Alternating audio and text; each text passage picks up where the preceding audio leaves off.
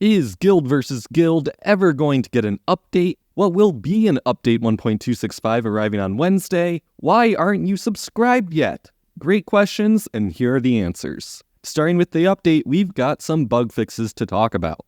The developers have still been struggling with the story quests not appearing, but they are 99% sure that it's fixed. Maybe. Also, the quest Specialized Unit Training mentions that you need to recruit 3 units, but you actually only need to recruit 2. For my mobile players out there, the countdown on time-limited offer icons wasn't fully visible, so now you know how much time you have to spend all of your money. The quest overview window could get a little bit cut off when fully expanded at the top and the bottom, so there's a bit more space for it now. Additionally, the music that you're hearing right now, it's usually supposed to play well in the Space Age Titan colony. Good news for those who play with the music on, it will be back in the colony.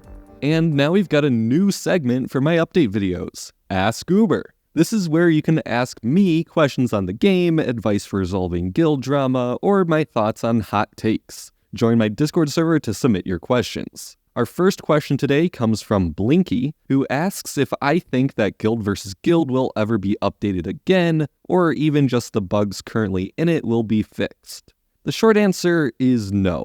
When Guild Battlegrounds was first in its planning stages, the developers actually posted an explainer detailing the problems with Guild vs. Guild. I'll link it down below, it's an interesting read, but it basically states that the work to improve it would be about the same as introducing an entirely new feature.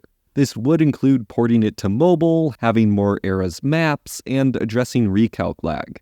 What the team decided to do at the time was to just develop Guild Battlegrounds instead.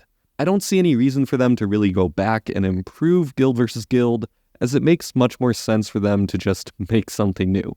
I know that's not the answer that you probably wanted, but for the time being, at least they haven't mentioned any plans of removing it.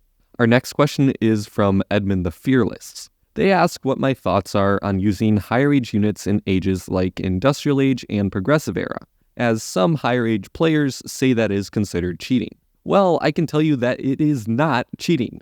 If the developers wanted to remove the ability for players to get higher age units, they could easily do so by inserting more tech blockers in the story, or by allowing you to only progress the story up to your current age. I believe the attitude towards higher age units is that they take a significant amount of work and planning to achieve, and so essentially are balanced in that regard. You can't get more of them, and you have to be careful with what you've got. Additionally, they become a bit of a trade-off between moving up in age to get more expansions and features, or staying where you are so that your units are the most powerful. So keep on using your higher age units. THX27 asks what interesting features I think need an update or overhaul the most, and also asks that with all the new features, what old thing do I think should or will be removed? My answer is that I would remove Guild vs. Guild and update Guild Battlegrounds to be more like it.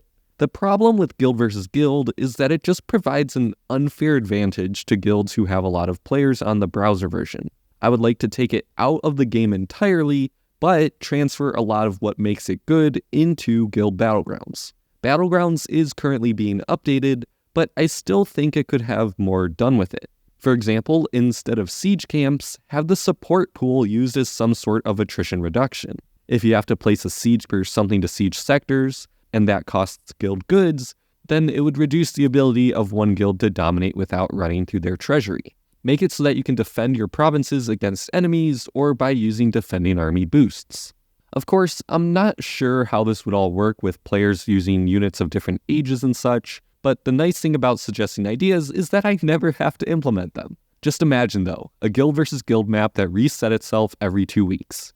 And if you actually got rewards during it, it would be beautiful. Our fourth and final question for today comes from Juber, who asks, name reveal when? The answer, it's today. My name is UberNerd14.